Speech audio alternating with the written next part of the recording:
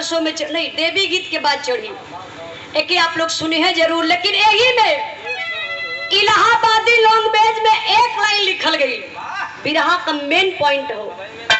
कैसे मास्टर साहब?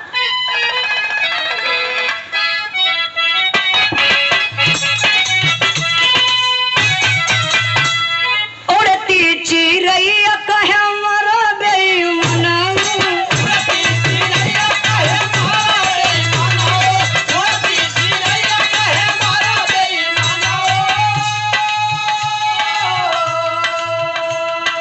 अकुअनों पे मारा जगतियों पे मारा, अकुअनों पे मारा जगतियों पे मारा, अल्लाह के बीच कहे मरा बेईमाना।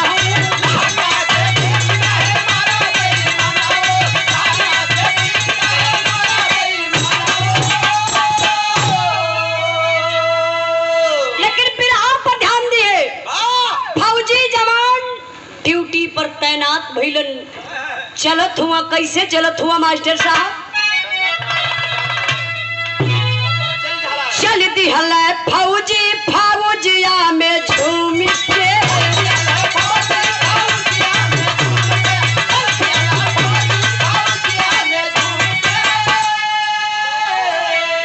कौवा का माटी दहिना हथवा से चूम के, कौवा का माटी दहिना हथवा से चूम के, चल दिहल फौजी फौजिया में झूम के,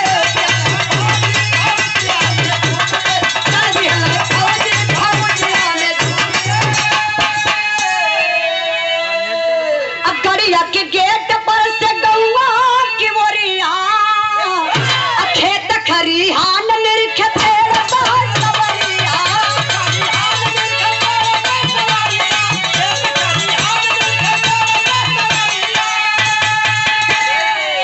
अरे बेरी बेरी देखा परिवार मोर घूम के, चल दिहल फौजी फौजिया में झूम के।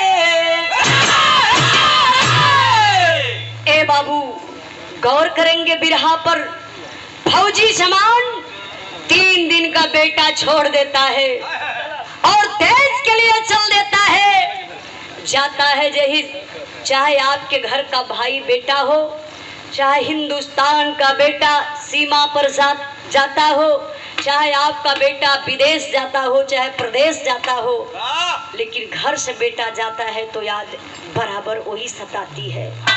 किसी का दिल नहीं करता बाबू कि अपने परिवार से जुदा हो जाए, लेकिन फौजी जवान परिवार पर पर्दा डाल करके ड्यूटी पर जाता है। ड्यूटी संजय की कहाँ लगती है? जो सिंधु नदी है, जो हिंदुस्तान पाकिस्तान का वो नदी बंटवारा करती है। आज जवान ड्यूटी पर तैनात है बाबू, होता है क्या?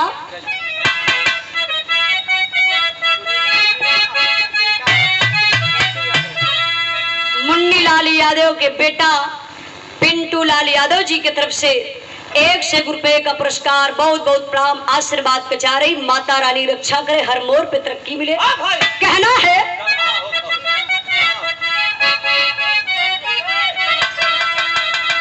गज भार के गुजारी